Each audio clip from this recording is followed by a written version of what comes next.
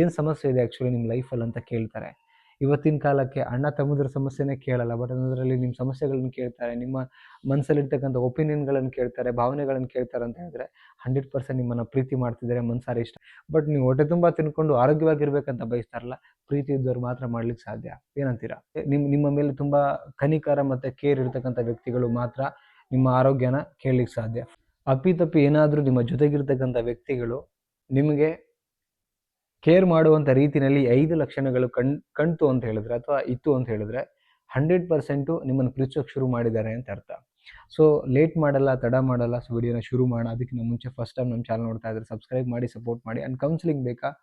So contact ಮಾಡಿ, screen ಮೇಲೆ number ಹಾಕಿರ್ತೀನಿ ಅಂತ ಹೇಳ್ತಾ ವಿಡಿಯೋ ಕೊನೆ ತನಕ ನೋಡಿದ್ರೆ ಕ್ಲಾರಿಟಿ ಅಂತೂ ಸಿಕ್ಕೇ ಸಿಗುತ್ತೆ ನಿಮಗೆ. ಫಸ್ಟ್ ಪಾಯಿಂಟ್ ಏನಂತ ಹೇಳಿದ್ರೆ, ನಿಮ್ಮ ಆರೋಗ್ಯದ ಬಗ್ಗೆ ಕೇಳ್ತಾ ಇರ್ತಾರೆ ನೋಡಿ. ಸದಾ ನಿಮ್ಮ ಆರೋಗ್ಯ ಹೇಗಿದೆ ಅಂತ ಕೇಳ್ತಾರಲ್ವ. ಆರೋಗ್ಯನ ಕೇಳುವಂಥ ವ್ಯಕ್ತಿಗಳು ನಿಜವಾಗ್ಲೂ ಹಿತೈಷಿಗಳು ಅಂತ ಹೇಳ್ತೀವಿ, ಒಳ್ಳೆ ವ್ಯಕ್ತಿಗಳು ಅಂತ ಹೇಳ್ತೀವಿ. ನಿಮ್ಮ ಬಗ್ಗೆ ನಿಮ್ಮ ಮೇಲೆ ತುಂಬ ಕನಿಕರ ಮತ್ತು ಕೇರ್ ಇರ್ತಕ್ಕಂಥ ವ್ಯಕ್ತಿಗಳು ಮಾತ್ರ ನಿಮ್ಮ ಆರೋಗ್ಯನ ಕೇಳಲಿಕ್ಕೆ ಸಾಧ್ಯ. First reason. ಸೆಕೆಂಡ್ ಮಂದ್ ಏನಂತ ಹೇಳಿದ್ರೆ ಊಟ ಮಾಡಿದ್ರಾ ಅಂತ ಕೇಳ್ತಾರೆ. ಅಂದರೆ ನಿಮ್ಮ ಊಟ, ಉಪಚಾರ ಇದ್ರ ಬಗ್ಗೆ ಎಲ್ಲ ಮಾತಾಡ್ಲಿಕ್ಕೆ ಶುರು ಮಾಡ್ತಾರೆ.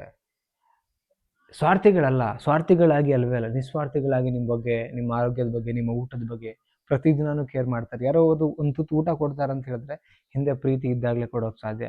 ಎಲ್ರಿಗೂ ಊಟ ಕೊಡೋಕೆ ಸಾಧ್ಯ ಇಲ್ಲ. ಕೆಲವರು ಊಟ ಕೊಡೋದನ್ನ ಏನಂತ ಹೇಳಿದ್ರೆ ಒಂದೊತ್ತು ಉಳಿದಲ್ಲ ಇನ್ನೊಬ್ರಿಗೆ ಕೊಡಬಾರ್ದು ಕೆಟ್ಟ ಮನಸ್ಥಿತಿ ಇರುತ್ತೆ. ಬಟ್ ನೀವು ಹೊಟ್ಟೆ ತುಂಬ ತಿನ್ಕೊಂಡು ಆರೋಗ್ಯವಾಗಿರ್ಬೇಕಂತ ಬಯಸ್ತಾರಲ್ಲ, ಪ್ರೀತಿ ಇದ್ದವ್ರು ಮಾತ್ರ ಮಾಡ್ಲಿಕ್ಕೆ ಸಾಧ್ಯ. ಏನಂತೀರಾ? ನೆಕ್ಸ್ಟ್ ಪಾಯಿಂಟ್ ಏನಂತ ಹೇಳಿದ್ರೆ, ನೀವು ನಿಮ್ಮ ಸಮಸ್ಯೆ ಎರಡನ್ನೂ ಕೇಳ್ತಾರೆ. ನಿಮ್ಮ ಮನಸ್ಸಿನ ಭಾವನೆ ಮತ್ತು ನಿಮ್ಮ ಸಮಸ್ಯೆ, ಏನು ಸಮಸ್ಯೆ ಇದೆ ಆ್ಯಕ್ಚುಲಿ ನಿಮ್ಮ ಲೈಫಲ್ಲಿ ಅಂತ ಕೇಳ್ತಾರೆ.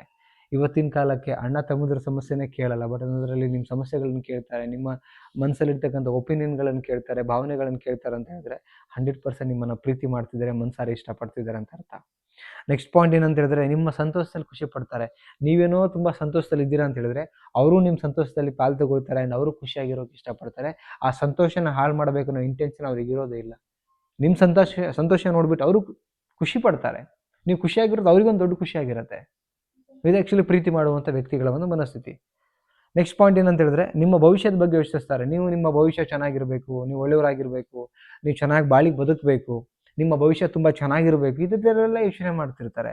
ಯಾರು ಈ 5 ಲಕ್ಷಣಗಳು ಏನು ಹೇಳಿದ್ದೀನಿಲ್ಲ ಅವರು ಮಾತ್ರ ನಿಮ್ಮ ನಿಜವಾಗ್ಲೂ ಪ್ರೀತಿ ಮಾಡ್ತಾ ಇದ್ರೆ ಈ ಥರದ ಯೋಚನೆ ಮಾಡೋಕ್ಕೆ ಸಾಧ್ಯ. ಸ್ವಾರ್ಥಿಗಳಾಗಿದ್ದರೆ ಆ ಥರ ಯೋಚನೆ ಬರೋದೇ ಇಲ್ಲ ಅವರಿಗೆ. ಏನು ಹೇಳ್ತೀರಾ?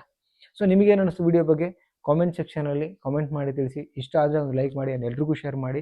ಆ್ಯಂಡ್ ಕೌನ್ಸಿಲಿಂಗ್ ಬೇಕಾ? ಸ್ಕ್ರೀನ್ ಮೇಲೆ ನಂಬರ್ ಕೊಟ್ಟಿರ್ತೀನಿ, ಕಾಂಟ್ಯಾಕ್ಟ್ ಮಾಡಿ. ಆ್ಯಂಡ್ PDF ಬೇಕಾ? ಅದಕ್ಕೂ ಕಾಂಟ್ಯಾಕ್ಟ್ ಮಾಡಿ. ಮತ್ತೊಂದು ಟಾಪಿಕಲ್ಲಿ ಸಿಗೋಣ. ನಮಸ್ತೆ.